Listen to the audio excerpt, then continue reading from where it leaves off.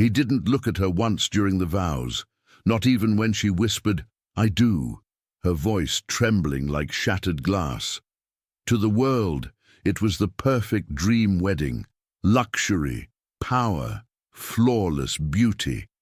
But behind the camera flashes and polished smiles stood a man quietly burning with contempt, and a woman sold by her own father, fighting not to fall apart. Their wedding night, it wasn't passion. It was a storm of silence, cruelty, and a confession that could break even the coldest heart. But what happened next, no one could have predicted. If this story stirs something inside you, make sure to leave a like, subscribe to the channel, and tell us in the comments, where are you listening from? Your support is what keeps stories like this alive. The church looked like something pulled out of a dream or a movie about people who are impossibly rich and unbearably lonely. Tall white marble columns held up a vaulted ceiling lined with gold details, and a massive crystal chandelier captured the soft glow of the late afternoon light. The air smelled of white roses, yet there was something suffocating about it, as if too much beauty could also feel like a cage. At the front, standing as still as a statue, was Alexander Carter, perfect in his tailored suit, tall, eyes cold as steel. He didn't smile. He didn't look around. While the organist played, he simply waited, like a man watching the end of a business transaction, because to Alex, that was exactly what this was. At the other end of the aisle, Lily Bennett appeared. She wore a delicate dress with no extravagance, touched with just enough romance to feel completely out of place in that environment. Her steps were slow, her hands trembled. There was no father at her side, only the echo of her heels against the stone floor and the weight of being handed off like currency. Lily was 22, with soft, gentle eyes, but today she looked like a little bird surrounded by eagles. She was beautiful, but she also looked broken, and no one noticed, except maybe Alex, who, even without looking directly at her, felt her presence like a breeze that irritates rather than refreshes. The ceremony was quick, vows read, rings exchanged. Alex didn't smile. When she said, "I do," he answered with a simple "I accept," as if signing yet another contract. To society's photographers and gossip columnists, it was the wedding of the year. The heir of the Carter Empire marrying the last daughter of the fading Bennett family, a union meant to save companies, reputations, and appearances. But inside Alex's chest, there was only disdain. He saw Lily as a piece on a chessboard, a pretty girl sold by her own father in exchange for status and money, and he accepted her not out of desire, but out of strategy. Nothing more. The drive to the mansion on the outskirts of New York was painfully silent. She tried to look at him. Once, twice, but Alex kept his eyes fixed on the window as if she didn't exist. The house looked like a modern art piece, glass walls, concrete, clean, minimalistic lines. A home fit for a magazine cover, but with no soul. Martha, the oldest housekeeper, greeted them. A woman with grey hair and gentle eyes, who looked at Lily with the kind of gaze that sees beyond makeup. She offered a soft, almost sorrowful smile before leading them upstairs. At the door of the primary bedroom, Alex stopped. His voice, when it finally came, was low but sharp. "Don't misunderstand any of this. This is not what it looks like." Lily slowly turned her face toward him. "What do you mean?" He stepped closer, firm. "There won't be a honeymoon or a marriage. You're here because your father needed to save himself, and I'm here because I needed your family's name for a while. So let's make this clear. This is a contract, and you're part of that contract. I have no intention whatsoever of touching you." She remained still, but he wasn't finished. "You can sleep here or choose another room. Makes no difference to me." He was already turning away when he heard her voice, soft, yet filled with something he didn't expect. "I never asked for this." He paused, didn't turn around. "And I never asked for a wife who pretends to be innocent." The poison in his words struck harder than a slap. Lily stepped back, as if instinctively trying to shield herself. Her eyes filled with tears, her voice unsteady. "I'm not pretending." He turned then, finally looking at her with coldness. "Oh, really?" She took a breath. "I'm a virgin. I held on to that, believing that someday someone would truly love me." For a moment, silence took over everything. The house, the corridor, the air itself. Her words weren't a performance. They were an open wound. Alex stood frozen. That kind of truth didn't fit into the game he was used to playing. It was too real, too human.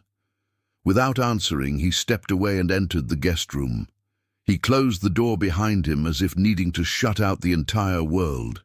In the master suite, Lily sat on the edge of the massive bed. Her wedding gown now lay on the floor, a shattered symbol of a fairy tale that never existed. The silence in the house was suffocating. She stared into nothing. The tears came minutes later, not the dramatic kind, but the quiet ones, the ones that fall slowly, the ones that burn. She cried for herself, for everything that had been taken from her, for the love she dreamed of and never found, for the pain of being treated as something negotiable. Meanwhile, in the room next door, Alex sat in a dark leather armchair. He didn't turn on the lights. He didn't drink the whiskey he had poured. Her words echoed in his mind. I held on to that, believing that someday someone would truly love me. He tried convincing himself it was just emotional manipulation. But something about the way she said it, the sincerity in her fragility, the trembling in her voice, the fact that she hadn't tried to seduce him, stirred something in him he couldn't explain. And he hated losing control. He hated feeling anything at all. The sun rose timidly, reflecting across the glass walls of the house. Martha walked the halls carrying breakfast. She left the tray at Lily's door, then stepped back with worried eyes. There wasn't a sound coming from inside. Downstairs, Alex pretended to read financial reports, but in truth he couldn't think of anything except what Lily had said. He didn't know what this feeling was. Annoyance? Guilt? Doubt? Or maybe the very beginning of something he swore he would never feel for anyone. In the silent house, the clocks kept ticking, but between the two of them, something had stopped. And neither of them knew yet if it was the start of something new, or only the echo of something that had already been broken from the beginning. Time made no sound inside the Carter mansion. It didn't pass. It leaked. Quiet, slow, suffocating. Lily woke the next morning, unsure whether she had actually slept. Her eyes felt heavy, her head ached, and her pillow still carried the faint marks of the tears she had shed the night before. The house, now seen in daylight, was even more imposing, and even colder. A full breakfast had been left in the corner of the suite by the housekeeper. Warm croissants, fresh fruit, steaming coffee on a silver tray. But Lily didn't touch any of it. Her hunger wasn't physical, it was in her soul, and that she no longer had. The mansion was as silent as a tomb. The long hallways seemed to repeat endlessly. The marble floor was icy beneath her bare feet. The white walls, too spotless, too perfect, made her feel as though breathing wrong would be a mistake. Lily wandered through the place, slowly, aimlessly. Modern art lined the walls, sculptures that seemed to judge her with abstract eyes. The living room was perfectly arranged, cushions positioned with mathematical precision, the kind of beauty that doesn't embrace, only intimidates. She stopped in front of the massive glass window overlooking the garden. Outside, the grass was trimmed to perfection, flowers arranged by color, not a single petal out of place. And yet, nothing out there looked alive. The mansion was a cage. Luxurious, yes, but still a prison. In the days that followed, Alex left early and returned late. He rarely spoke. Sometimes he didn't even look at her during dinner. They sat in silence, separated by a table far too long, both physically and emotionally.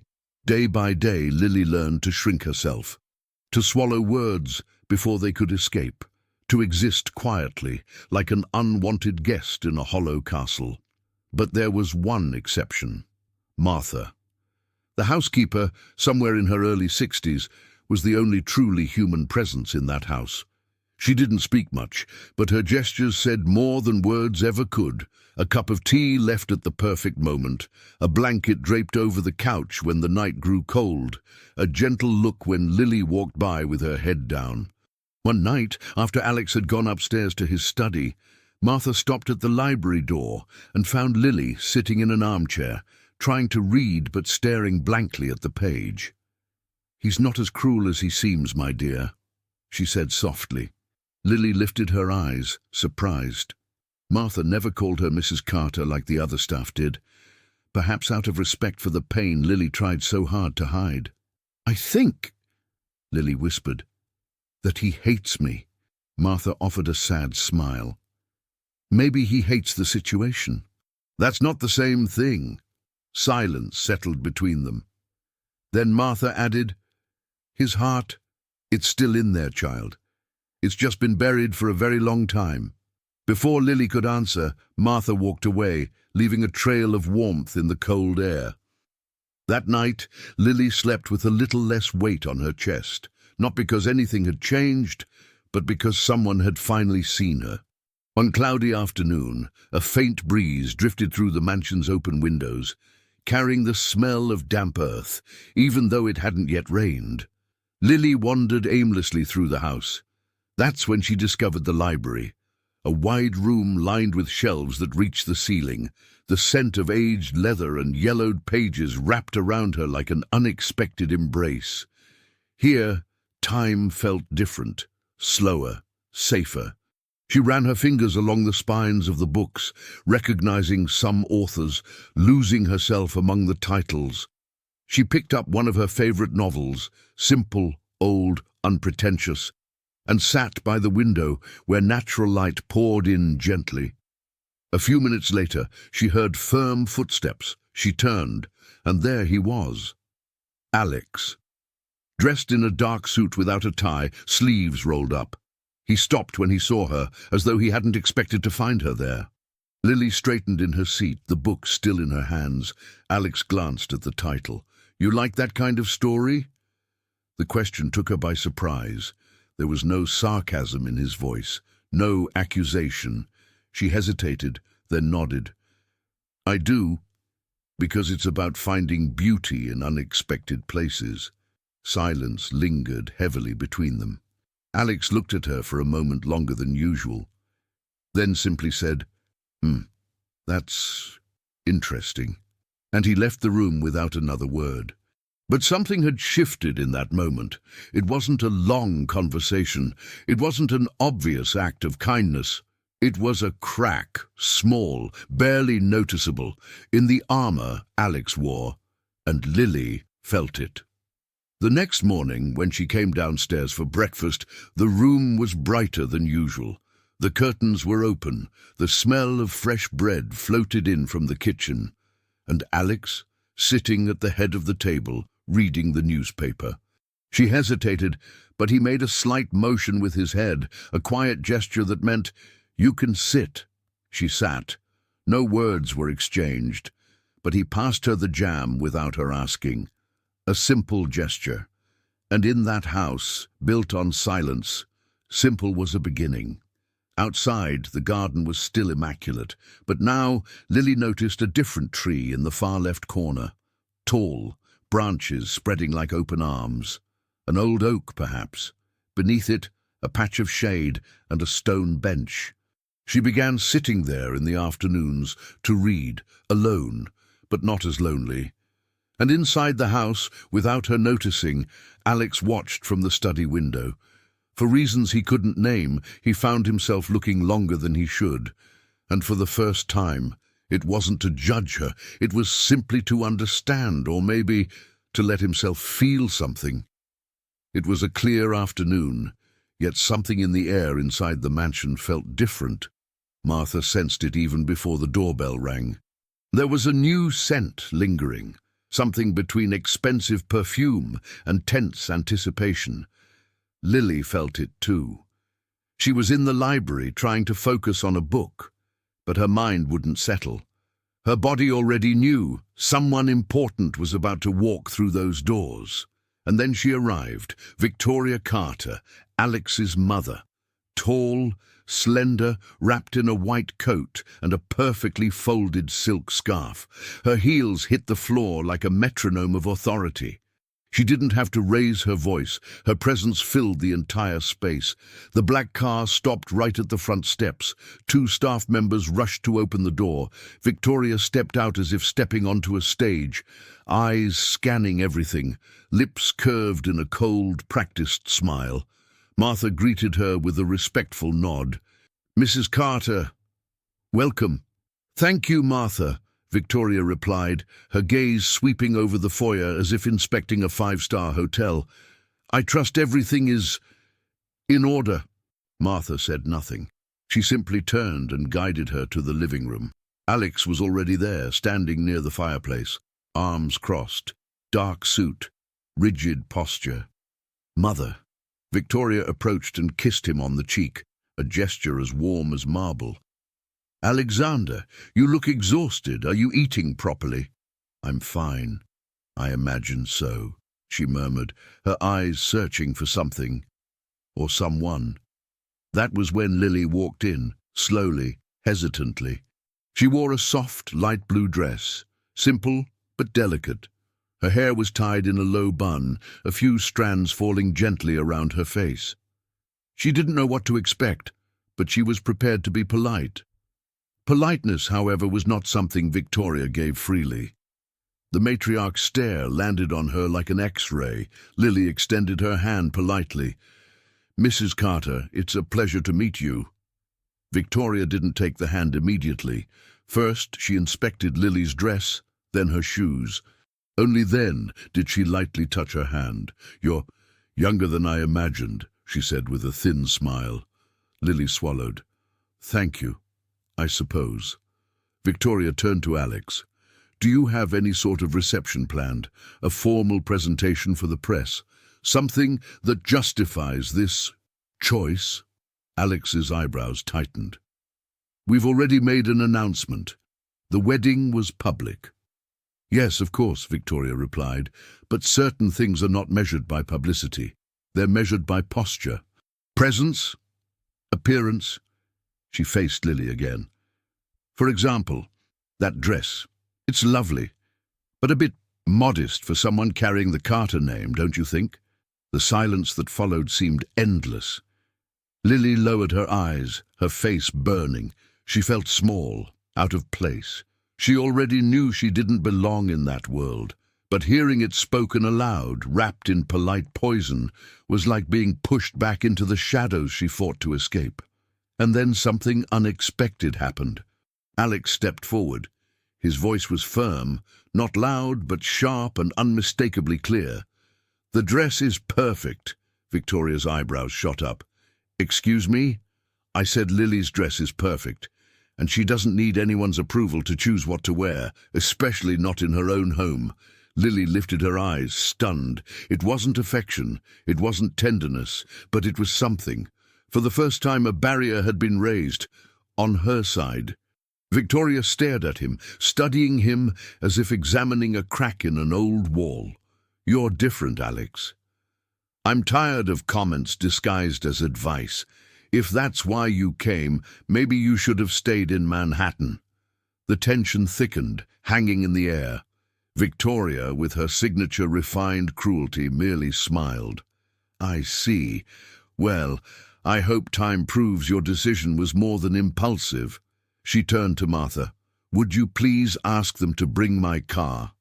And she left without another word.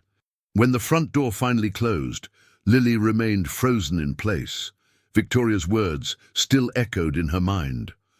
But what echoed even louder was Alex's gesture. He had defended her, not gently, but firmly. Not out of love, she knew that, but out of fairness. And in a world built on appearances and coldness, that meant something. Alex walked closer, his eyes lingering on her for a brief moment. "You don't need to please anyone, Lily. Just be yourself. That's enough." He left the room without waiting for her response. But Lily, standing alone in that enormous room, felt something growing inside her. Small, quiet, like a warm breeze slipping through a window that had been locked for far too long. Later, in the library, Martha appeared carrying a tray of tea. Lily was flipping through the same book as always, barely seeing the words. "He defended you," Martha said with a small smile. Lily nodded, unsure what to say. "It was the first time." "It was," Lily answered softly. "I didn't even know he noticed me." Martha set the tray on the side table, then leaned closer, speaking like someone sharing a secret. "When someone becomes very hard on the outside, it's usually because something very fragile is hiding inside." Lily stared into the fireplace, thoughtful. Something had shifted that day. Not love, not peace, but perhaps the beginning of a bridge, or at least a truce. The days drifted by like loose leaves carried by the wind. Inside the Carter mansion, silence was still king, but it no longer felt quite as absolute. Lily began to move with a little more freedom, though her steps were cautious. She had discovered quiet routes through the house, passages where the marble didn't echo her footsteps quite so loudly. She spent long hours in the library, a place where time seemed to slow down. It became her refuge. There, among old books and the scent of aged leather, she found something she didn't know how to name. Peace, maybe, or memories. The place had a soul. There was a deep red velvet sofa near the window and a worn brown leather armchair that looked like someone's old favorite. She wondered if it had belonged to Alex or to a Carter who came before him. She sat there reading romance novels, simple stories about unlikely meetings, second chances, and people changing even after being lost for so long. Outside, in the garden, the world felt different. The sun rested lazily on the leaves, and birdsong stood in stark contrast to the carefully curated silence of the mansion. Wandering aimlessly one afternoon, Lily discovered the tree, a massive oak, its branches curved like ancient arms. Beneath it, a stone bench edged with moss. It was there she began spending warm afternoons, a book in her hands and a cup of tea by her side. It was the only place where she felt she could breathe without being watched. Or at least, that's what she believed. Alex watched her from his office window. Never for long, or so he told himself. He pretended he was there by coincidence, that it was pure habit to open the blinds at the exact moment Lily sat beneath the tree with a book on her lap. But deep down, he knew. He was watching her. And what he saw unsettled him.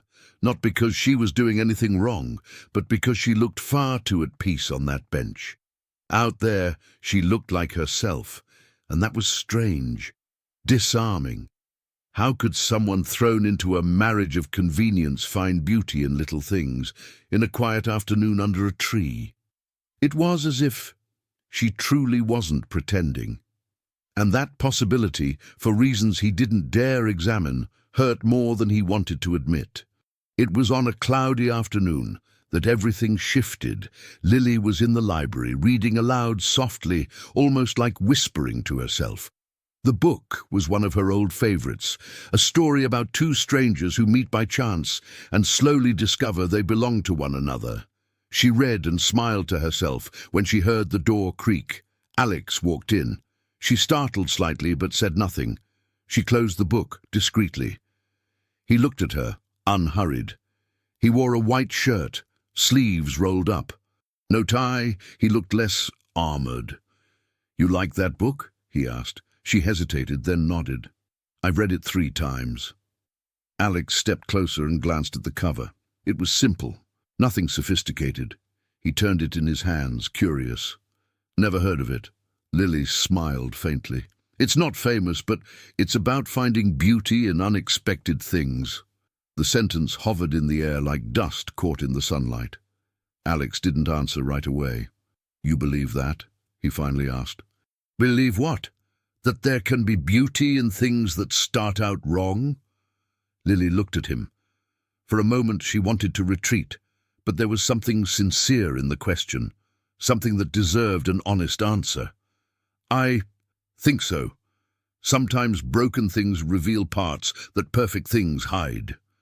The silence between them was no longer hostile. Just silence. Heavy, but not sharp. Alex handed the book back to her, slowly. Keep reading. And he walked out of the library with unhurried steps. Lily stayed there, her heart beating faster than she wanted, gripping the book more tightly than before.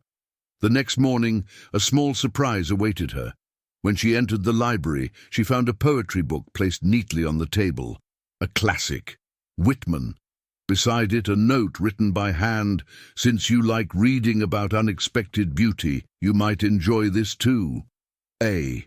She held the note with trembling fingers.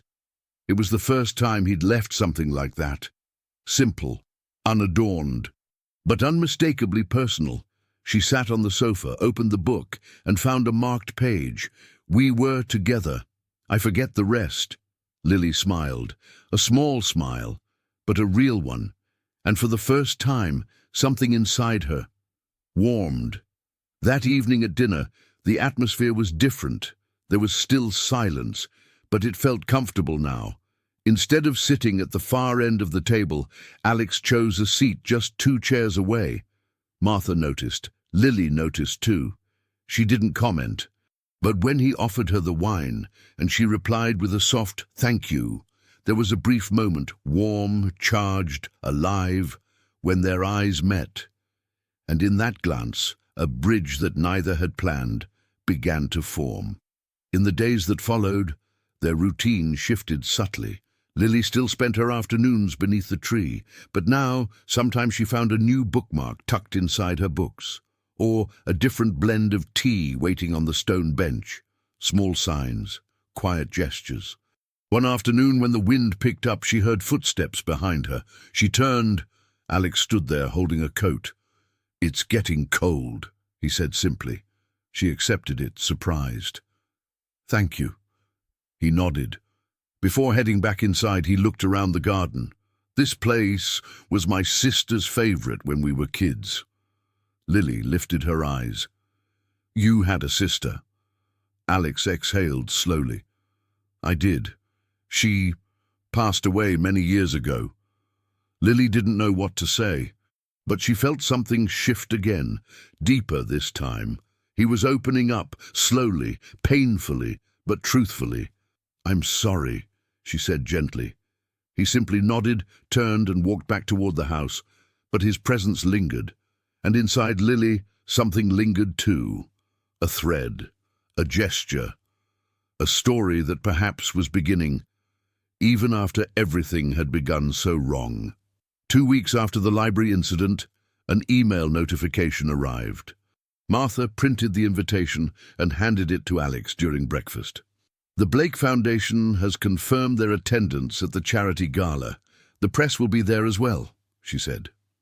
Alex read the message silently, and then, almost without looking at Lily, added, "We'll need to attend."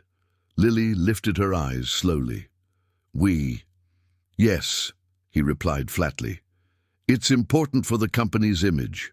They expect the Carter couple to show up. It'll be at a hotel in Manhattan Friday night." She didn't answer right away. She simply nodded, swallowing the rising anxiety that spread through her stomach. It would be their first public event since the wedding, with journalists, photographers, socialites, people who looked with sharp eyes and smiled only with their lips, never their hearts. On Friday afternoon, the mansion turned into a silent whirlwind of preparation. Martha helped her choose a dress, something elegant, yet understated. Dark green, with delicate details at the shoulders, flowing softly to the floor with a gentle neckline. Nothing loud, but everything about it whispered dignity. The car waited at the front steps. Alex opened the door for her without a word, and they got in together. The city blurred past the windows, but inside the car there was only the hum of the engine and the tense silence of two worlds about to collide. The hotel was one of Manhattan's most luxurious. Crystal chandeliers hung like waterfalls of light, waiters moved with precision, and the elite glided between glasses of champagne and hushed conversations. When Alex and Lily stepped into the ballroom, everyone turned. He was impeccable. She was breathtaking. But what no one saw was that beneath her graceful posture, Lily's heart was pounding. She felt out of place, like a puzzle piece forced where it didn't belong. Alex, as always, kept a neutral expression. His hand rested lightly on the small of her back, not affection but protocol. Still, it was a gesture. They greeted executives, posed for photos, exchanged short, polite lines. Lily smiled even though she felt herself shrinking inside. And then she appeared. Vanessa Reed, tall, blonde, piercing eyes, and a smile sharp enough to cut. Alex's former lover. Exactly the kind of woman Manhattan adored. Beautiful, poisonous, and utterly merciless. She approached slowly, like someone savoring a hunt. "Alex, what a lovely surprise," she purred, pretending Lily wasn't even there. Alex's jaw tightened. "Vanessa." She smiled as though she had been waiting for this moment. "I didn't expect to see you here with—" She paused, her eyes flicking toward Lily. "Such unusual company." Lily shrank. Vanessa's gaze felt like it could peel skin. "You're married now," Vanessa continued, still ignoring Lily completely. "How lovely. A modern fairy tale, the sweet girl and the powerful heir." She stepped closer to Alex, much too close. "I keep wondering," she murmured, voice dripping with venom. "Was it her innocence that won you over? That whole 'I'm pure, save me' thing? Or did she just have better timing than I did?" The ballroom fell quiet. People pretended not to stare, but they were definitely listening. Lily felt the blood drain from her face. She wanted to disappear, to sink into the marble beneath her feet. But before the humiliation could cut any deeper, Alex stepped forward. His voice was low, but every word was a blade. "Watch what you say, Vanessa. You may be used to women who play dirty, but Lily is nothing like you. She doesn't need to pretend to be better. She is better."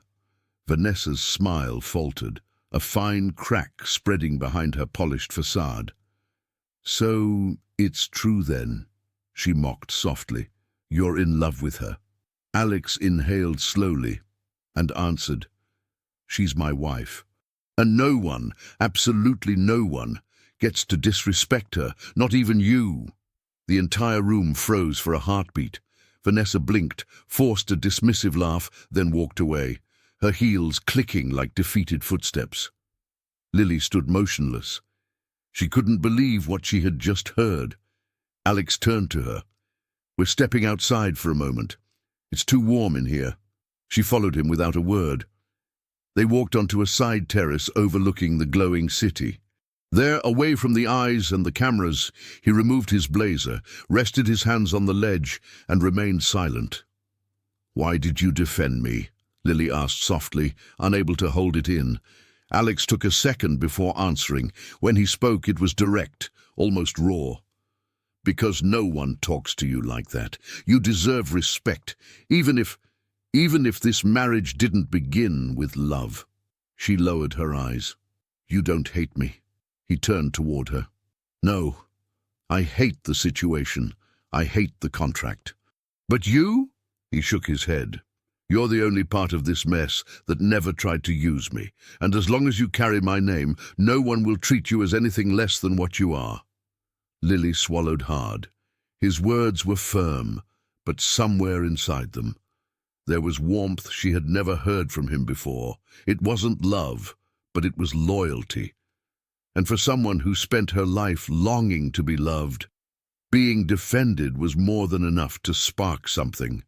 On the drive home, the silence between them was different, not tense, not cold, just quiet, like a new space neither of them knew how to navigate yet.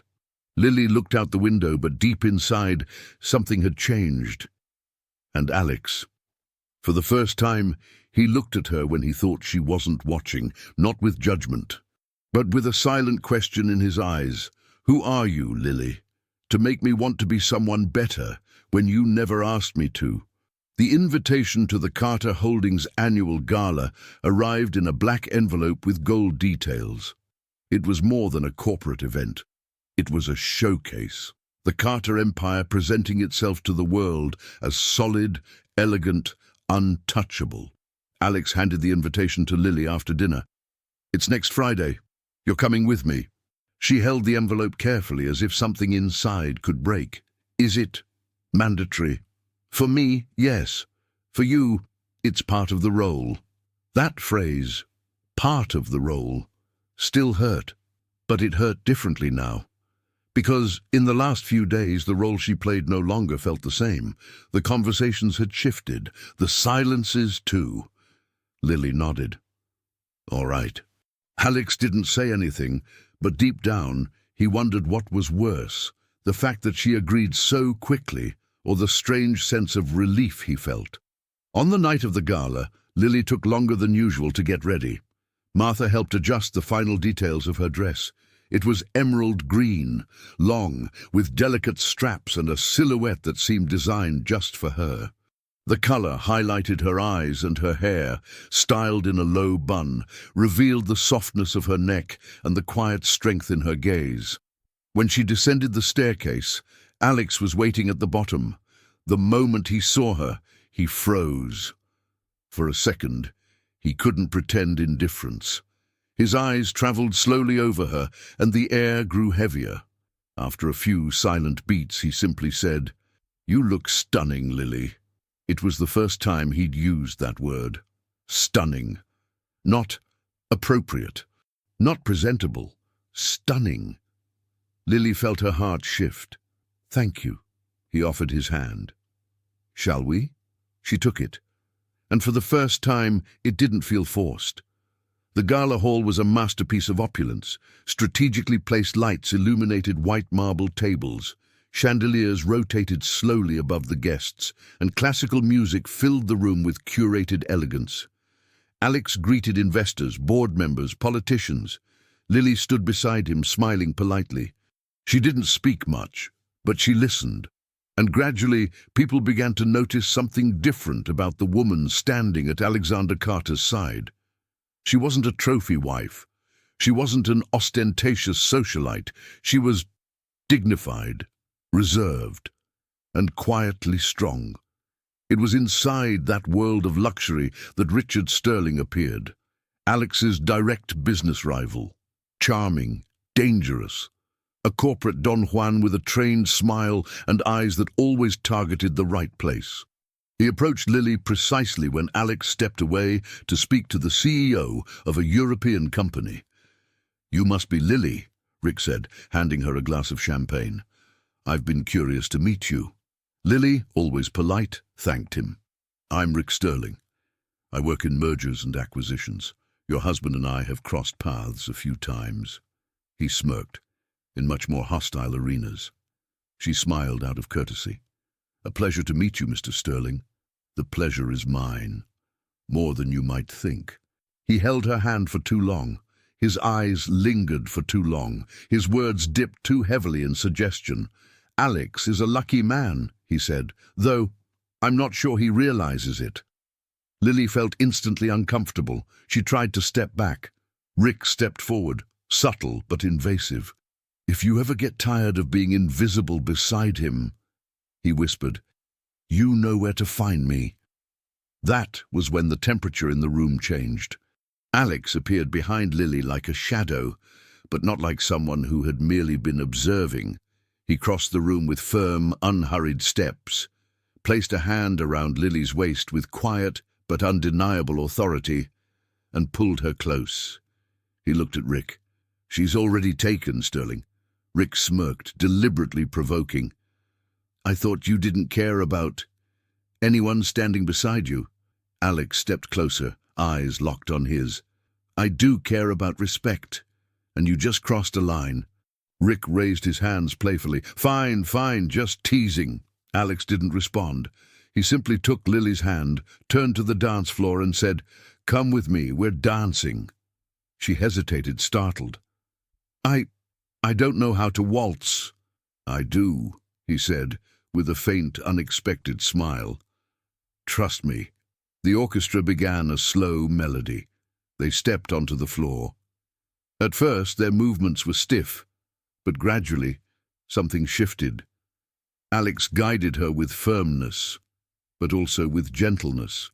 Lily relaxed, her body settling into the rhythm of his, as if the two had been meant to fit like that all along.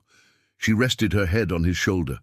He closed his eyes for one brief, stolen second, and in that moment, time stopped. There were no journalists, no contracts, no past, just two bodies moving quietly, two hearts beating in the same rhythm. Later, in the car, the silence between them was charged with something else. Not tension, not coldness, something electric, something unnamed, something waiting to happen. Lily looked out the window. Alex looked at her, but this time, with the eyes of a man, not an heir. The mansion felt suspended in time that night. After the Carter Holdings gala, Alex and Lily returned in silence. But it was a different silence. Thick, heavy, charged with something neither of them dared to name. In his eyes, the echo of jealousy still lingered. In her movements, the trembling surprise still remained. But both knew something had shifted. There was no going back to pretending they were just two pieces in a contract. When they arrived home, Alex went straight to his office without saying a word. Lily stood in the foyer for a few seconds, staring at the stairs as if wondering whether time could rewind. Then she slowly climbed up to her room. When she removed her dress and let her hair down, she stared at herself in the mirror. For the first time since the wedding, she didn't see just a lost young woman. She saw someone alive. Frightened, yes, but with something new burning inside her chest. Something she didn't know if it was love or hope. Victoria's scream shattered the night. "That was humiliating," she roared from outside the house minutes after Alex arrived. Unannounced as always, his mother had stormed into the mansion after seeing the gala photos online. She was furious at the way Alex looked at Lily, at the dance, at the smiles. "You're letting that girl destroy our family's legacy." Alex, exhausted, didn't answer right away. Victoria continued, "She's manipulating you, obviously. That whole innocent act, that quiet demeanor, it's all a game. Can't you see it?" Upstairs, Lily heard every word, each one cutting like a blade. She clenched her fists. Her heart raced. When the sound of Victoria's anger faded, doors slamming behind her, Lily stepped out of her room and walked to the balcony. The sky was clear, full of stars, but nothing inside her felt peaceful. She sat on the floor, leaning against the wall, pulled a shawl around her shoulders, and finally let the tears fall. Silent, without drama, just pain. A few minutes later, quiet footsteps approached. Alex appeared in the doorway. She didn't see him at first, only heard his breathing. When she turned, her eyes were red, but she didn't try to hide it. Alex hesitated. "May I?" She only nodded. He sat beside her. Neither spoke for several seconds. The distant hum of the city below was muted. Up here, there was only the two of them. "I heard everything," she whispered. "I know. She hates you because of me." Alex exhaled slowly. "She hates me for anything she can't control."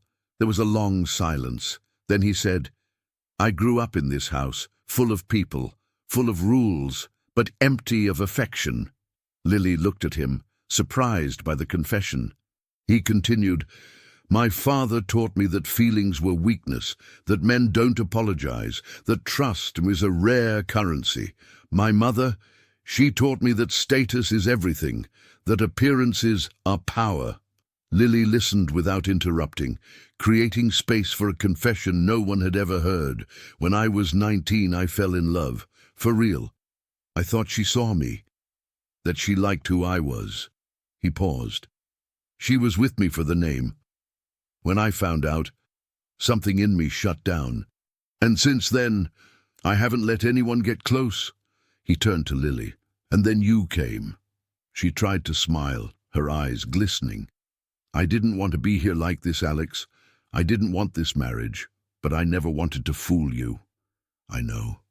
The words came softly, like breath. Lily held his gaze. You're not alone anymore. That simple sentence hit him like an earthquake. It was everything he never admitted needing to hear. Alex raised his hand slowly, touched her cheek with the tips of his fingers, wiped away a tear. Lily closed her eyes at the gesture, not out of fear, but because, for the first time, she felt safe. And then he leaned in. The kiss came slowly, almost like asking for permission. Their lips brushed gently, then with hunger, then with truth. It was a kiss filled with everything left unsaid, with every hidden pain, with every quiet desire. In that kiss, the contract ceased to exist. Two strangers, forced to share a life, finally saw each other, finally touched with their souls. Later, inside the house, Alex walked her to her room. There was no rush. He helped her remove her earrings, her shawl, ran his fingers down her arms, as if reading a whole history there. Lily trembled, but not from fear. I thought I'd be terrified of this moment, she admitted softly. But now, I just feel at peace. Alex smiled, a small, almost shy smile. We can wait as long as you want. I don't want to wait. He kissed her again, and when they gave themselves to each other that night, it wasn't out of obligation. It was out of choice, out of desire, out of love, even if not yet spoken aloud. And everything that had once been cold began to warm. The next morning, sunlight poured through the windows like a blessing.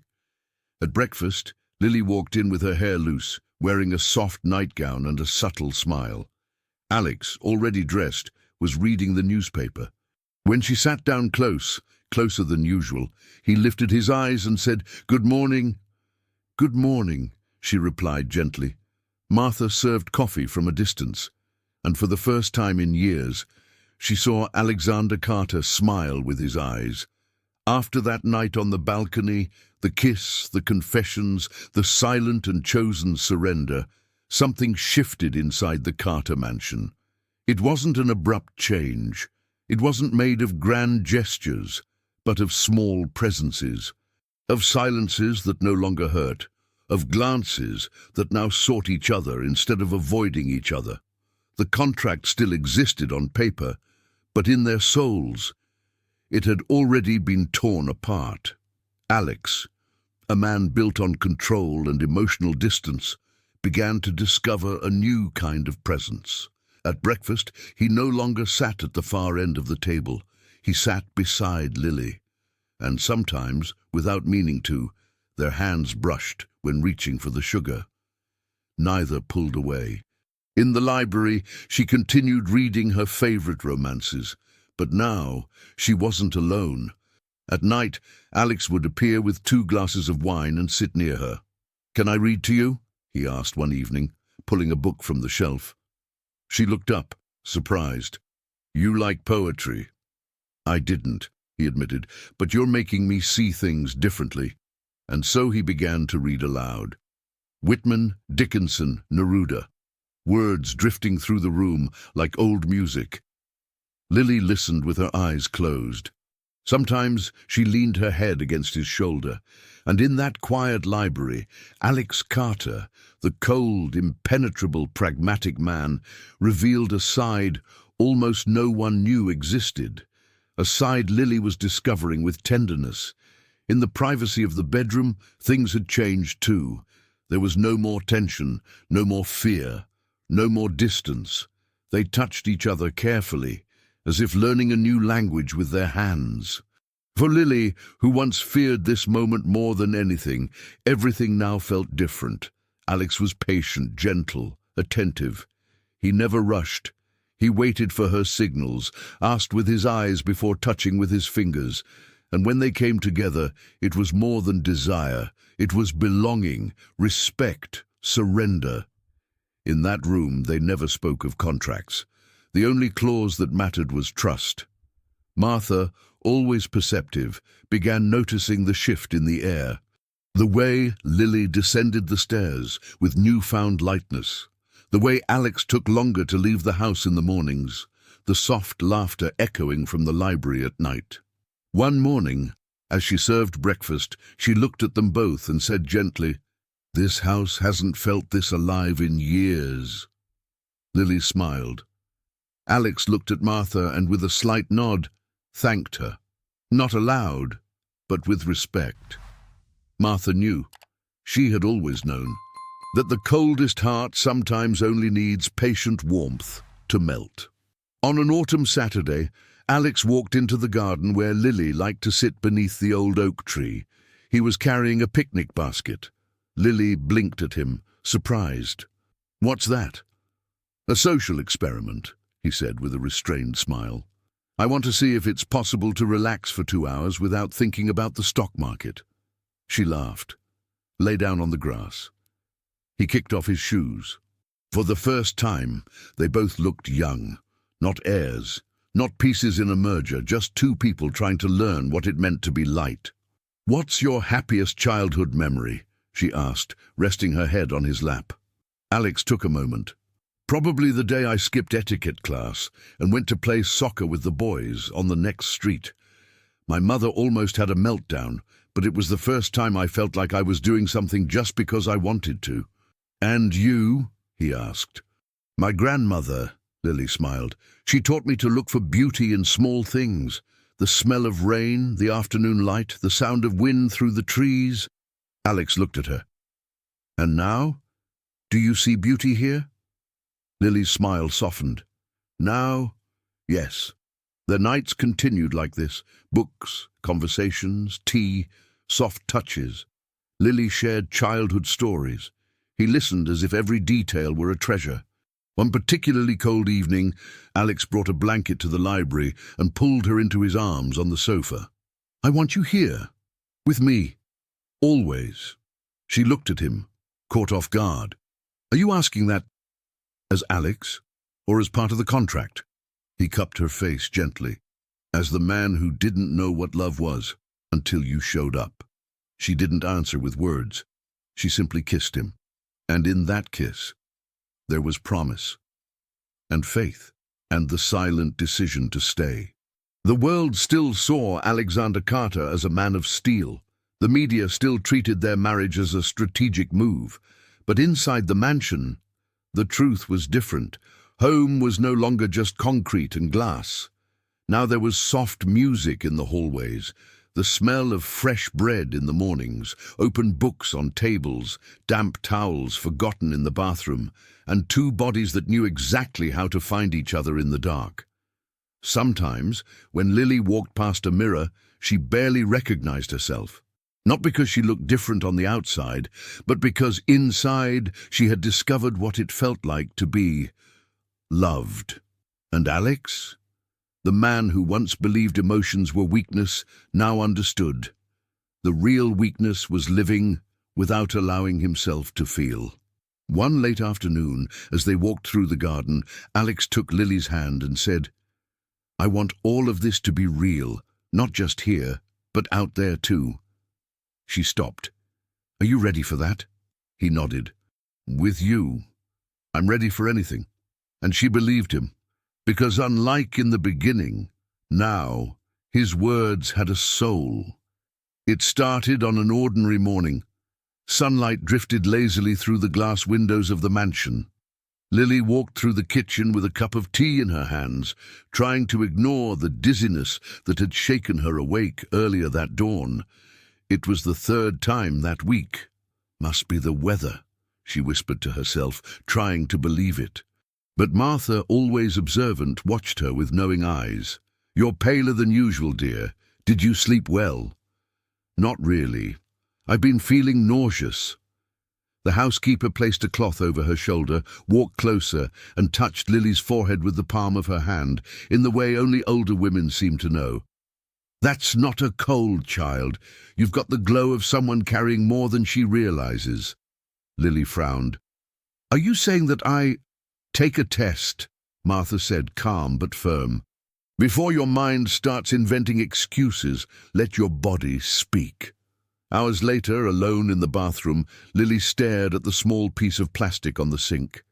The second line appeared slowly, like a truth that could no longer be denied. Pregnant. Her hands trembled, the world tilted around her. She sat on the cold floor, legs crossed, and began to cry, but not from despair. She cried because she didn't know whether this was a blessing or a sentence. Becoming a mother had always been a dream. But now everything seemed more fragile. Would Alex understand, or would he think she was trying to trap him with a baby? She stayed there for a long time, gathering courage. Later, when Alex came home, he found Lily sitting in the library, staring into nothing, her fingers intertwined tightly in her lap. She stood as soon as he entered. "We need to talk." His expression changed instantly. "What's wrong?" She extended her hand, holding the test. "I'm pregnant." Alex looked at the test, then at her. For a moment, time froze. Lily expected coldness, or at least an unreadable expression. But what came was something she never anticipated. Alex dropped his briefcase onto the sofa, took 2 large steps toward her, and pulled her into his arms. Tightly, with relief, with real emotion. "You're kidding," he whispered into her hair. "No. It's real." He pulled back just enough to meet her eyes. "Lily, this is the best news of my life." In that instant, everything inside her rearranged. The fear vanished. The doubt dissolved. She cried again, but this time with joy. "I thought you'd suspect something, think it was a trap. I used to think that about everything, but you changed that in me. You made me want something I never imagined wanting. A family." Over the next days, the house filled with a new kind of energy. Lily found herself being cared for with a tenderness she never expected from Alex. He cancelled meetings to take her to the doctor, helped choose names, read articles about pregnancy, even drafted shopping lists for the baby. "If it's a boy," he said one night, resting his head on her stomach, "I want to call him Luke." "Luke Carter," Lily repeated softly. "Strong. And if it's a girl?" She thought for a moment. "Maybe Clara, for the light she's already brought into our lives just by existing." Alex smiled. "Luke or Clara. Either way, they'll have everything. But above all, they'll have love." Martha watched the two of them laughing in the kitchen, choosing paint colors for the nursery, talking about cribs and names. And silently she smiled. The house that once felt like a cold palace now smelled of future. But while the mansion blossomed, in Manhattan a darker plan was forming. Vanessa Reed sat in a private lounge, a glass of champagne in her hand and poison in her eyes. Across from her, Rick Sterling. "Did you see the photos?" she said, swirling the champagne. "He looks at her like she's a miracle that needs to be taken away from him," Rick replied. She laughed. "You still want the company? I want his downfall. Whatever comes with it will be a bonus.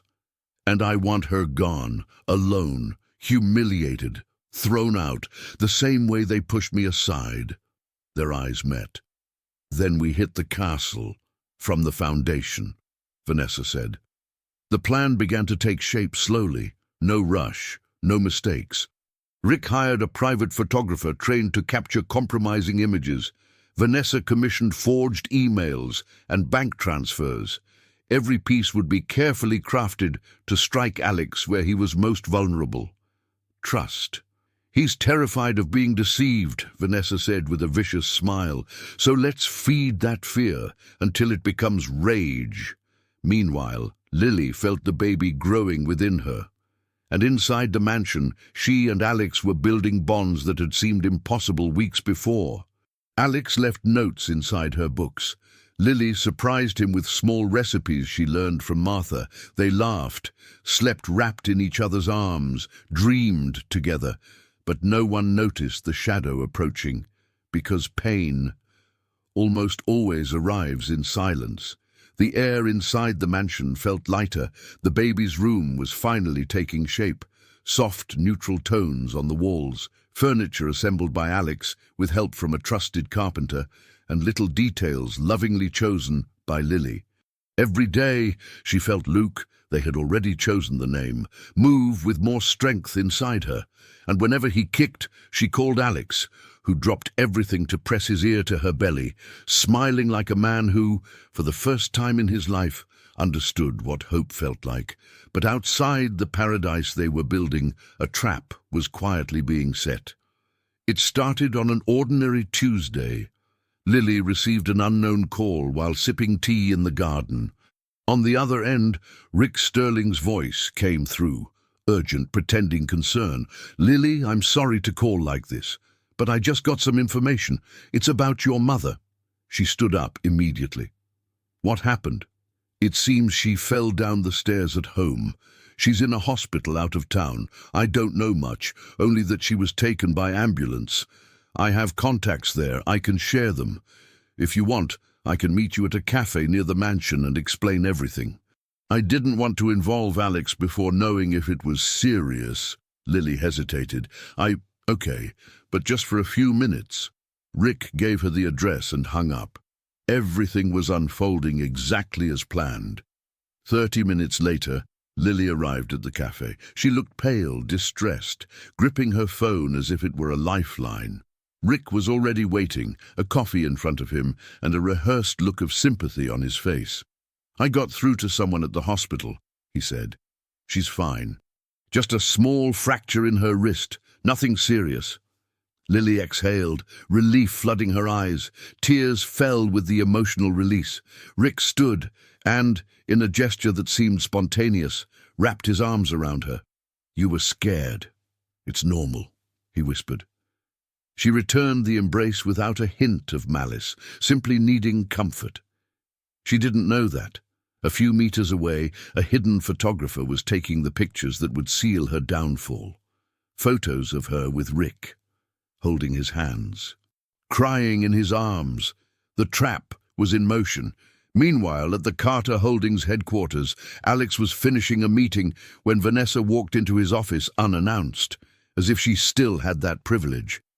"I'm not in the mood for visitors, Vanessa," he said sharply, "but I brought something that might change your life." She dropped a black folder onto his desk. Alex stared at it, wary. "What is this?" "Proof that your sweet wife isn't as innocent as she pretends." He frowned, opened the folder. Inside were printed copies of forged emails between Lily and her father, suggesting the marriage had been planned as a scheme. Then doctored bank statements showing supposed payments from accounts tied to Alex, as if Lily had been receiving money secretly. But the final blow came next. Vanessa showed him the photos on her phone. Lily, in Rick's arms, crying, holding his hands. "This was this morning," Vanessa said. "Still want to pretend she loves you?" Alex felt his stomach twist. Silence filled the room, cold and suffocating. The images, the papers, the old wounds, everything screamed inside his mind. It's happening again. The betrayal from years before, the humiliation, the feeling of being played for a fool.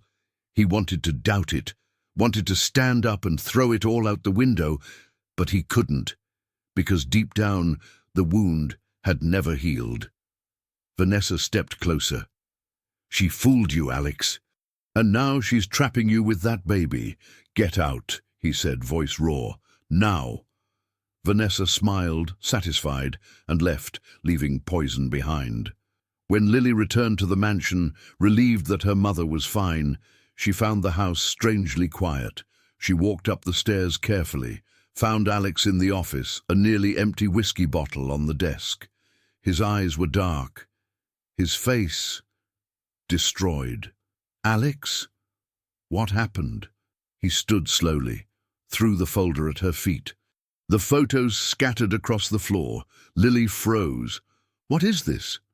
Why don't you tell me? Or are you going to keep the act going until the end?" She knelt, picked up the photos. "This isn't what it looks like." "It's not what it looks like," he repeated with a hollow laugh. "That's always how it starts, isn't it? Rick called me, said my mother was in the hospital. I panicked. I went there. He hugged me. That's it. And the emails? The deposits? What? It's all there, Lily. The plans. The money. You set this up with your father." She stepped back. "You think I could do something like this to you?" He hesitated. "I don't know what to think anymore. And the baby, are you doubting him too?" Silence, but Alex's eyes answered for him. And that was when something inside Lily broke. "So you never trusted me?" "I trusted. I tried." "Tried," she said, laughing bitterly. "I loved you. I gave myself to you. I gave you my truth, my story, my hope. And a few photos and forged papers were enough for you to throw all of it away." She stepped back. "You know what? Keep your mansion. Keep your empire. But the only real thing you had here, you just lost." That night, while Alex drank in the dark, Martha found Lily in the bedroom, packing a small suitcase. "What's happening?" "He thinks I'm a scam artist, that the baby is part of a plan." The housekeeper's eyes filled with tears. "I'll take you to the station," she said firmly. "You're not leaving alone. You don't deserve this." Lily placed her wedding ring on the bed, along with a simple note. "I loved you, and may God forgive you for not believing in me." At dawn, under a heavy sky, she left. No shouting, no scene, just a broken heart and a life growing inside her. Night fell heavy over the Carter mansion. Outside, rain began to pour, as if the sky itself were trying to wash away what had happened. Inside, silence reigned. Absolute. Suffocating. Alex sat on the floor of his office, surrounded by scattered papers, crumpled photos, and a nearly empty bottle of whiskey. Lily's note was still in his hands. "I loved you, and may God forgive you for not believing in me." He read it again and again, as if at some point the words might change, but they didn't. Lily was gone. Not with shouting, not with slammed doors, but with a silence louder than any storm. The next morning, Alex woke up on the library sofa, body aching, head pounding. The first thing he felt was absence. The absence of her scent, of her light footsteps in the hallway, of the teacup she always forgot on the side table. He climbed the stairs slowly, clinging to the absurd hope she might still be there. But the bedroom was empty. Her suitcase was gone, and on the dresser, the wedding ring he had placed on her finger, the only thing she left besides the note. Martha appeared in the doorway, her eyes red. "She's gone," she said, in a voice that mixed pain with reproach. "And you let her go?" Alex didn't answer. "I took her to the bus station," Martha added. "I couldn't let her leave alone after what you did." He tried to speak, but Martha cut him off. "She didn't even try to defend herself. She cried silently the whole way, and even then, she protected you, until the very last second." Alex felt his stomach twist. "You know where she went?" Martha hesitated. "No, she didn't tell me. She lied. Out of love." In the days that followed, Alex slipped into autopilot. Work lost its meaning. The house lost its warmth. Everything turned grey. He tried convincing himself he had done the right thing, that the evidence was clear, that the photos didn't lie. But something deep inside refused to settle. The memory of her face when he accused her, the pain, not guilt, wouldn't leave him. And then Mike showed up. Michael Turner, his best friend and right hand since college. Always sharp, always loyal. He walked into Alex's office unannounced, dropped a thick file onto the desk and said, "You've been played." Alex looked up, exhausted. What are you talking about? Mike sat down, anger simmering beneath his calm tone. I knew something was off, so I did what you should have done. I investigated. He opened the file and laid out the evidence one piece at a time. Here are the bank statements from the photographer's account. Direct payment from a shell company tied to Vanessa Reed. Next, these are leaked screenshots, Rick coordinating the meeting with Lily. And then, the final blow, the recording. Rick and Vanessa laughing at a bar, discussing the plan, saying all they needed was to get Lily in Rick's arms, snap the right photos, and done. Alex went pale. His hands shook as he took the phone. He pressed play. He heard the laughter, the cruelty, Rick bragging. Vanessa's voice, clear as glass. He'll ruin everything with his own hands. All we have to do is plant the doubt. And that's exactly what he had done.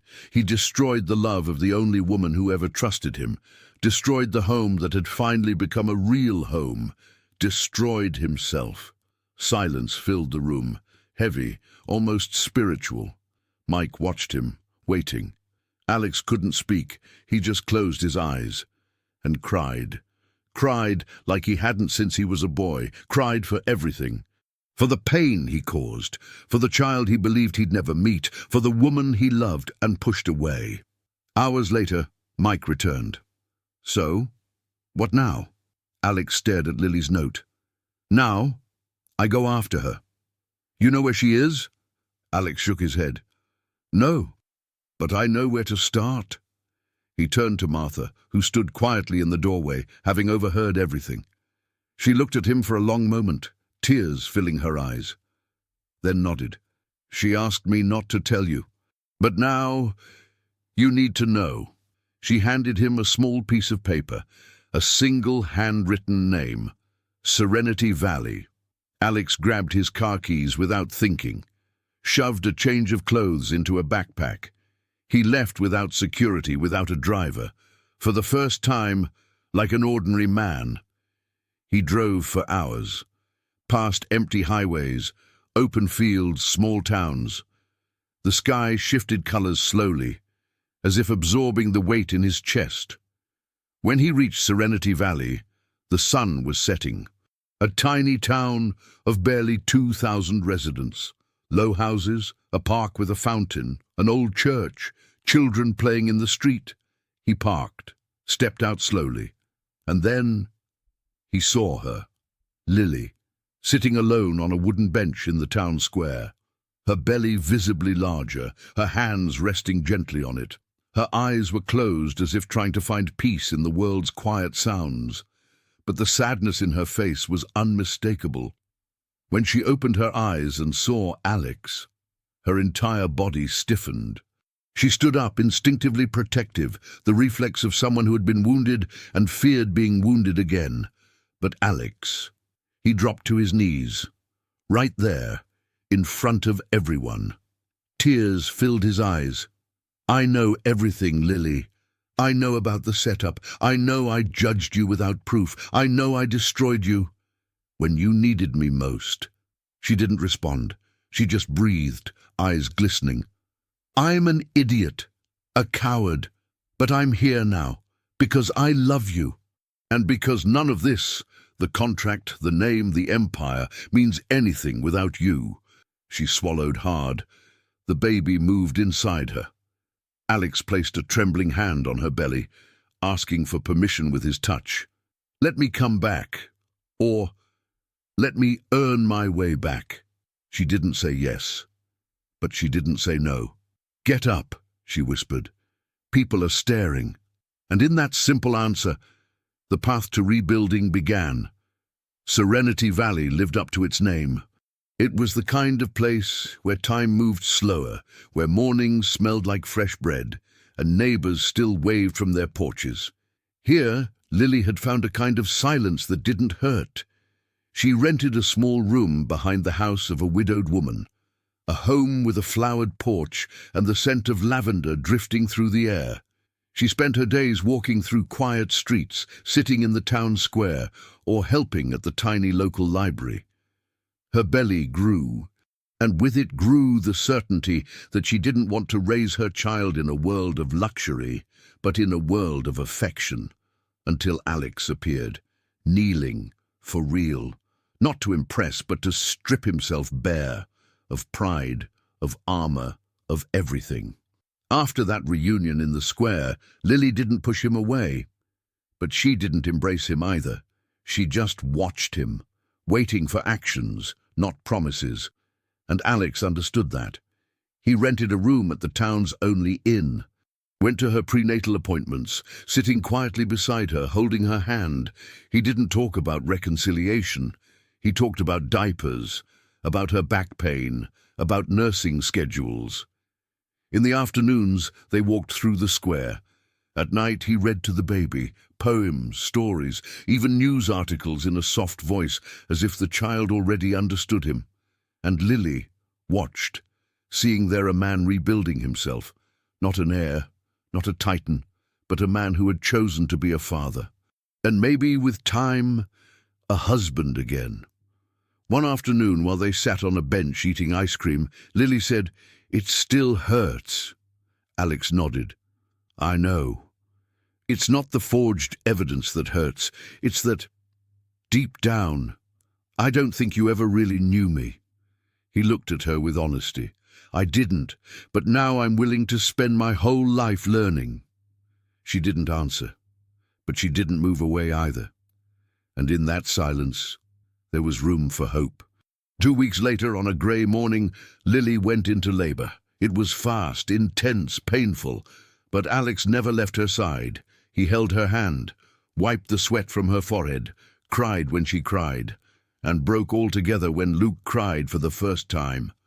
"He's perfect," he whispered, voice shaking. Exhausted, Lily smiled. "He has your eyes." Alex kissed her forehead. "And your heart."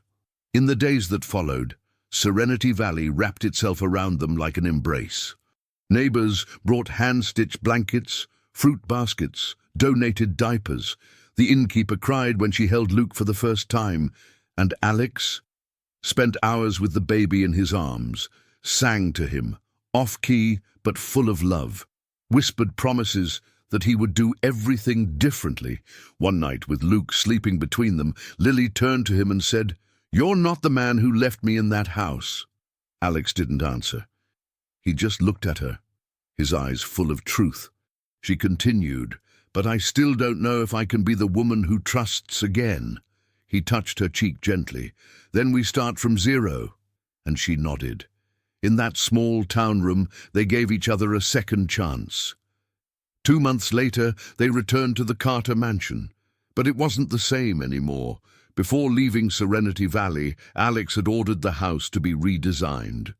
Cold artwork was replaced with real photographs, Lily smiling, Luke rolling over for the first time, a picture of the old oak tree in the garden. The nursery was painted in soft tones, toys lay scattered, a rocking chair sat by. In the end, he didn't need a new ring, or empty promises or cameras to capture a moment. What rebuilt Lily were his gestures, the small presences, the silences he finally learned to honor. Alex didn't come back to repeat the words she had already heard. He came back to listen, truly listen. And maybe that is the greatest form of love, not the love that swears it will never fail, but the love that stays to repair what was broken. Because in the end, what makes a home isn't the walls, but the choices we make inside them. And you, are you ready to begin again in the place where everything once felt lost? If this story touched your heart, make sure to leave a like, subscribe to the channel, and tell us in the comments, where are you listening from? Your support is what allows us to keep bringing stories that speak to the soul.